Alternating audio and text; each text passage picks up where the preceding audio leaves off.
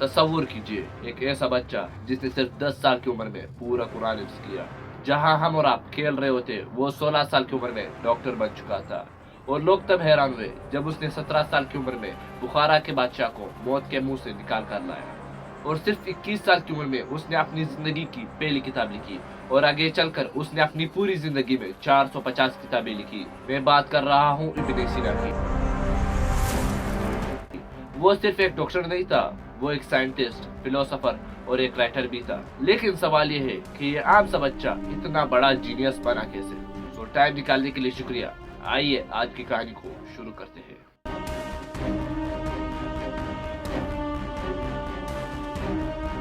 سال 980 بخارا کے قریب ایک گاؤں تھا، افشانہ، اور ٹھیک اسی سال یہاں پر ایک بچہ پیدا ہوا جس کا نام حسین رکھا گیا۔ اسی بچے کو آج ہم لوگ ابن سینا یا ایوسینا کے نام سے جانتے ہیں۔ اس کا والد عبداللہ ایک سرکاری ملازم تھا اور اس کی ماں ستارہ ایک گھریلو اور نیک خاتون تھی۔ ان کا گھر کوئی عام گھر نہیں تھا، بلکہ یہاں پر ہر شام محفل سجتی، علماء آتے، سائنس، دین اور فلسفی پر بحثیں ہوتی، اور ننھا حسین کھیلنے کودنے کے بجائے ایک کونے میں بیٹھ کر چپ چاپ ان کی باتیں سنتا رہتا، اور یہی سے ہی اس کے دماغ میں سوال پیدا ہونے لگے۔ صرف 10 سال کی عمر میں اس بچے نے پورا قرآن حفظ کر لیا، عربی اور ادب پر بھی مہارت حاصل کر لی۔ اس کی ذہانت کو دیکھتے ہوئے اس کے والد نے ایک مشہور استاد الناطلی کو اپنے گھر بلایا تاکہ وہ اس کے بچے کو منطق یعنی لاجک سکھائے۔ صرف کچھ دنوں کے اندر ابن سینا نے اپنے استاد کے باتوں میں غلطیاں نکالنی شروع کی اور اس سے بھی بہتر جواب دینے لگا۔ جب استاد نے یہ دیکھا تو وہ حیران ہو گیا اور اس نے اس کے والد کو کہا کہ یہ کوئی عام بچہ نہیں ہے، اس کو سنبھال کے رکھو، یہ فیوچر میں ایک بہت بڑا عالم بنے گا۔ اب ابن سینا کے پاس کوئی بھی استاد نہیں تھا، صرف کتابیں تھی، محنت تھی اور ابن سینا تھا۔ اور پھر اس نے ایرسٹوٹل کی ایک مشکل ترین کتاب میٹا فزکس کو اٹھایا۔ اس نے اس کتاب کو ایک بار پڑھا، کچھ بھی سمجھ میں نہیں آیا، دوسری بار پڑھا، کچھ بھی سمجھ میں نہیں آیا، تیسری بار، اور اس طرح کرتے کرتے اس نے یہ کتاب 40 بار پڑھ لی۔ اتنی بار پڑھنے کی وجہ سے اسے یہ کتاب زبانی یاد ہو گئی، لیکن پھر بھی اسے کچھ بھی سمجھ میں نہیں آیا اور وہ پریشان ہوا۔ اس نے وضو کیا اور اللہ سے دعا کی، اور پھر ایک دن جب وہ بازار میں گھوم رہا تھا اسے ایک بک سٹال دکھی، اور یہیں پر ہی اس کی نظر ایک پرانی کتاب پر پڑی، اور یہ کتاب تھی الفارابی کی۔ اسی کتاب میں ایرسٹوٹل کے میٹا فزکس کی تفسیر لکھی ہوئی تھی۔ جب ابن سینا نے اس کتاب کو پڑھا تو اسے سب کچھ سمجھ میں آ گیا، اور وہ اتنا خوش ہوا کہ اس نے دل کھول کر صدقہ و خیرات کیا۔ ایرسٹوٹل کی کتاب کو سمجھنے کے بعد ابن سینا نے اب طب کی دنیا میں قدم رکھ لیا۔ اس نے طب یعنی میڈیسن کی پڑھائی شروع کی۔ وہ کہتا تھا کہ طب فلسفے جتنا مشکل نہیں ہے، اور صرف 16 سال کی عمر میں اس نے مریضوں کا علاج کرنا شروع کر دیا۔ وہ روز ہاسپٹل جاتا، مریضوں کی نفس چیک کرتا، ان کے کھانے اور نیند کا خیال رکھتا۔ وہ پہلا ایسا طبیب تھا جس نے اس بات پر غور کیا کہ پریشانی سے بیماری بڑھ جاتی ہے، اور اسی کو آج ہم لوگ سائیکولوجیکل ہیلتھ کہتے ہیں۔ اور پھر ایک دن بخارا کا بادشاہ نوح بن منصور بیمار ہوا، اور وہ ایسی بیماری میں مبتلا ہوا بڑے سے بڑے طبیب بھی ان کا علاج نہ کر سکے، اور پھر 17 سال کے نوجوان ابن سینا کو بلایا گیا۔ ابن سینا نے بادشاہ کو ایسی دوا دی جس سے وہ ٹھیک ہو گئے، اور بادشاہ ابن سینا کے اس ذہانت سے اتنا متاثر ہوئے کہ اس نے ابن سینا کو اپنے دربار میں بلایا اور کہا، مانگو جو مانگنا ہے۔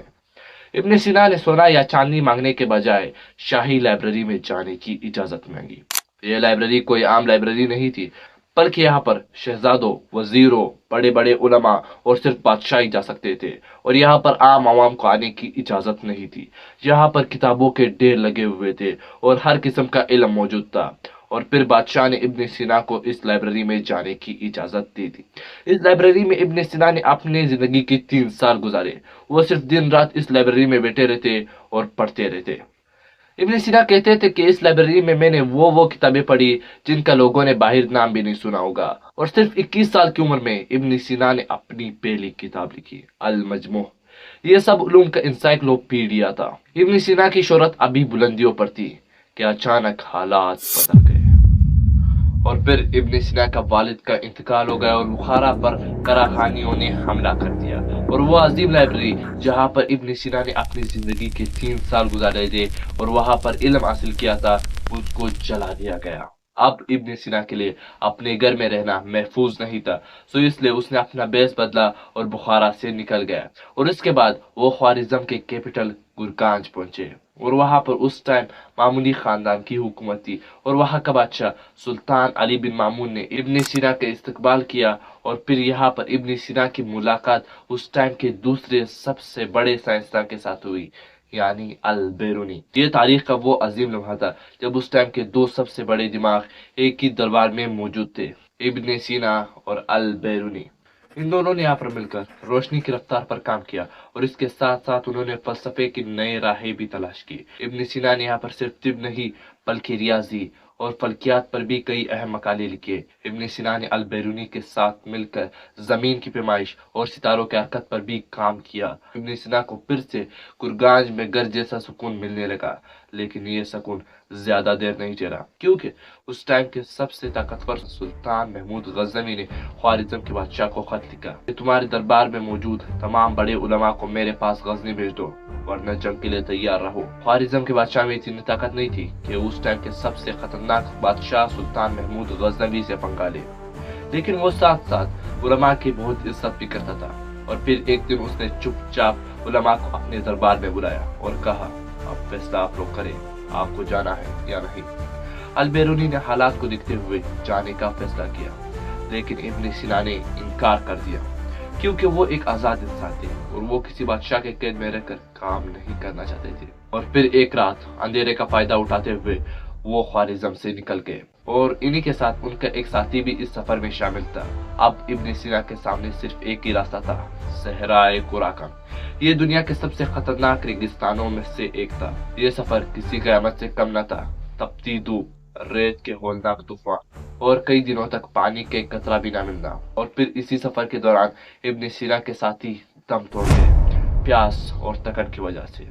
ابن سینا اب تنہا تھے، لیکن انہوں نے پھر بھی ہار نہیں مانی اور آگے بڑھتے گئے، اور ان کے انہی ہمت نے انہیں جرجان کی سرحدوں تک لے گئے۔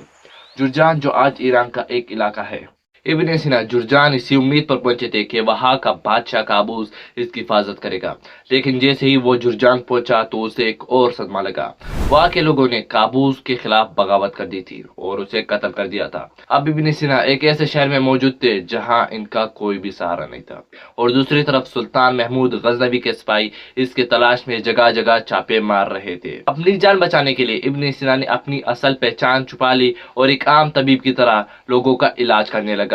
ان لوگوں کو کیا پتا تھا کہ عام سے دکھنے والا شخص دنیا کا سب سے بڑا عالم اور طبیب ہے۔ اسی گمنامی کے دوران ابن سینا کی ملاقات الجوزجانی نامی ایک نوجوان سے ہوئی۔ الجوزجانی ان کے شاگرد بن گئے، اور پھر بعد میں اسی نے ہی دنیا کو بتایا کہ اصل میں ابن سینا ہے کون۔ انہی مشکل حالات کے دوران ابن سینا نے اپنی زندگی کی سب سے مشہور کتاب القانون فی الطب لکھنا شروع کی، جو کئی صدیوں تک ڈاکٹری کی سب سے بڑی کتاب مانی جاتی رہی۔ جرجان میں بھی وہ زیادہ دیر سکون سے نہ رہ سکے۔ سلطان محمود غزنوی کے جاسوس جرجان کے بازاروں تک پہنچ چکے تھے۔ یہ لوگ عام تاجروں کا بیس بدلتے اور پھر ابن سینا کو تلاش کرتے۔ یہ لوگ بہت قریب تھے، اب ابن سینا کو تلاشی کرنے والے تھے، لیکن پھر اسی دوران ابن سینا کو اس بات کا پتہ چلا کہ سلطان محمود کے سپاہی یہاں جرجان کے بازاروں تک پہنچ چکے ہیں۔ جیسے ہی ان کو اس بات کا پتہ چلا تو اس نے اپنا بوریا بستر باندھا اور پھر جرجان سے نکل گیا۔ جرجان سے رے تک کا سفر تقریباً 400 کلومیٹر کا ہے۔ رے جو آج تہران کے قریب ایک علاقہ ہے، یہ سفر کوئی آسان سفر نہیں تھا، بلکہ اس میں بھی اونچے اونچے پہاڑ تھے، صحرا تھا، اور کئی دنوں تک ان کے پاس پانی کی کمی بھی تھی، لیکن پھر بھی ابن سینا خیر و عافیت کے ساتھ رے پہنچ گئے، اور یہاں رے میں ان کے استقبال ملکہ سیدہ شیریں نے کی۔ ملکہ نے ابن سینا کو بہت زیادہ عزت دی، کیونکہ وہ جانتے تھے کہ یہ ایک بہت بڑا عالم ہے۔ آخر یہ ملکہ تھی کون؟ یہ ملکہ ایک بہت ہی طاقتور عورت تھی۔ وہ ایک خود مختار حکمران تھی اور سلطان محمود غزنوی کی دشمن بھی تھی، اور ان کا تعلق بویا خاندان سے تھا۔ ابن سینا نے یہاں رے میں ہی ایک بہت بڑا کارنامہ سر انجام دیا۔ اس نے ملکہ کے بیٹے جس کا نام مجد الدولہ تھا، جو اس ٹائم ڈپریشن اور وہم کا شکار تھا، ابن سینا نے اس کو قید کرنے کے بجائے ان کا نفسیاتی علاج کیا، جسے آج ہم لوگ سائیکو تھراپی کے نام سے جانتے ہیں۔ ابن سینا رے میں سکون سے رہ رہے تھے، لیکن پھر انہیں ایک خبر ملتی ہے کہ سلطان محمود کی طاقتور فوجیں رے کے سرحدوں کے قریب پہنچ چکی ہے، اور رے کے اندرونی فوجی بھی باغی ہو رہی ہے، اور ملکہ کے ہاتھوں سے بھی حالات نکلتے جا رہے۔ جب ابن سینا نے ان حالاتوں کو دیکھا تو اس نے رے کو بھی خیر آباد کہا اور اس کے بعد وہ قازوین نامی ایک شہر پہنچے۔ یہاں پر بھی انہوں نے صرف تھوڑا سا عرصہ گزارا اور پھر اس کے بعد انہوں نے ہمدان جانے کا فیصلہ کیا۔ ہمدان میں اس وقت بویا خاندان سے تعلق رکھنے والے ایک اور شہزادے جن کا نام شمس الدولہ تھا ان کی حکومت تھی، اور یہ اسی ملکہ سیدہ شیرے کا دوسرا بیٹا تھا، لیکن یہ اس وقت شدید بیمار تھے۔ ان کو ایک ماہر طبیب کی ضرورت تھی جو ان کا علاج کر سکے۔ جیسے ہی ابن سینا ہمدان پہنچے تو انہیں فوراً محل لے کر جایا گیا تاکہ وہ بادشاہ کا علاج کر سکے۔ ابن سینا نے بادشاہ کا علاج کیا اور وہ ٹھیک ہو گئے، اور یہاں سے ابن سینا کے زندگی کا سب سے خطرناک سفر شروع ہوا۔ جیسے ہی بادشاہ ٹھیک ہوا تو وہ ابن سینا کے علاج سے اتنا خوش ہوئے کہ اس نے ابن سینا کو اپنا وزیر یعنی پرائم منسٹر بنا دیا۔ جیسے ہی وہ وزیر بنے تو اب وہ ہمدان میں ایک سسٹم بنانا چاہتے تھے۔ انہوں نے دیکھا کہ سپاہی اپنے مرضی سے تنخواہ لیتے ہیں تو انہوں نے تنخواہوں کو مقرر کیا اور ان کا حساب رکھنے لگا اور اوپر کی کمائی یعنی کرپشن کو بند کر دیا۔ وہ چاہتے تھے کہ یہ پیسہ ہاسپٹلز بننے، کتابوں اور علم پر خرچ ہو، لیکن فوجی افسران نے یہ سمجھا کہ یہ حکیم ہماری جیب کاٹ رہا ہے اور فوج بھڑک گئی، اور اس کے بعد انہوں نے ابن سینا کے گھر پر حملہ کر دیا۔ بادشاہ نے بڑی مشکل سے ابن سینا کی جان بچائی اور ان کو کسی اور کے گھر پر چھپا دیا۔ جیسے ہی یہ معاملہ ٹھنڈا ہوا ابن سینا پھر سے اپنے نارمل روٹین پر آ گئے۔ وہ دن کے روشنی میں اپنے فرائض سر انجام دیتے، جو جانی کے مطابق رات میں وہ چراغوں کے سائے تلے گھنٹوں تک لکھتے رہتے۔ لیکن پھر 1021 میں شمس الدولہ انتقال کر گئے، اور اس کے بعد ابن سینا نے نئے بادشاہ سماع الدولہ کے نیچے وزیر بننے سے انکار کر دیا۔ انہوں نے کہا کہ میں اب تک چکا ہوں، میں صرف اب پڑھنا اور لکھنا چاہتا ہوں۔ تو اب وہ ایک سکون والی جگہ کی تلاش میں تھے۔ اس کے بعد انہوں نے اصفہان جانے کی کوشش کی، لیکن وزیروں نے ان پر الزام لگایا کہ یہ ہمدان کے دشمن اصفہان کے ساتھ ملا ہوا ہے، اور پھر ایک وزیر جن کا نام تاج الملک تھا، ان کے حکم پر ابن سینا کو ہمدان کے باہر فرخ جان قلعے میں قید کیا گیا، اور ان کو تقریباً وہاں پر 4 مہینے کے لیے قید رکھا گیا۔ اور یہاں پر بھی وہ رکے نہیں، ان کا قلم یہاں پر بھی چلتا گیا، اور جب 1024 میں ان کو یہاں سے رہا کیا گیا تو انہوں نے ایک صوفی درویش کا روپ بدلا اور اپنے شاگرد الجوز جانی کے ساتھ ہمدان سے نکل گئے، اور پھر وہ اصفہان چلے گئے۔ اصفہان کا حکمران ابن سینا کا بہت بڑا فین تھا۔ جب اسے پتا چلا کہ ابن سینا اس کے شہر میں آیا ہے تو اس نے ابن سینا کا بہت بڑا استقبال کیا اور اسے مہنگے کپڑے اور قیمتی گھوڑے تحفے میں دیے۔ اس کے علاوہ بادشاہ نے ابن سینا کو ایک بڑا اور پرسکون گھر بھی دیا جہاں ابن سینا نے اپنے زندگی کے 14 سال گزارے۔ بادشاہ ہر جمعرات ایک محفل سجاتے جہاں بڑے بڑے علماء موجود ہوتے، اور انہی کے درمیان ابن سینا موجود ہوتا اور مشکل سوالوں کے جواب دیتے۔ اور یہاں اصفہان میں ہی ابن سینا نے اپنی زندگی کی سب سے مشہور کتاب القانون فی الطب کو مکمل کیا۔ یہاں ابن سینا نے صرف دوائیاں ہی نہیں بنائی بلکہ ستاروں کو دیکھنے کے لیے ایک مخصوص جگہ بھی بنائی اور نئے آلات بھی ایجاد کیے تاکہ ستاروں کی حرکت کو صحیح سے ناپا جا سکے۔ اور پھر کئی سالوں کے بعد ہمدان اور اصفہان کی جنگیں پھر سے شروع ہوئی۔ اپنی فوج کی قیادت کرنے کے لیے بادشاہ کو اس جنگ میں جانا پڑا، اور چونکہ ابن سینا ان کے طبیب اور ایڈوائزر تھے تو ان کو بھی مجبوراً اس جنگ میں جانا پڑا، لیکن راستے میں ہی ان کے پیٹ میں شدید درد شروع ہوا۔ ہزاروں مریضوں کو موت کے منہ سے نکالنے والے آج خود ہی اپنا علاج نہ کر سکے، اور 1037 میں 57 سال کی عمر میں وہ اس دنیا کو رخصت کر گئے۔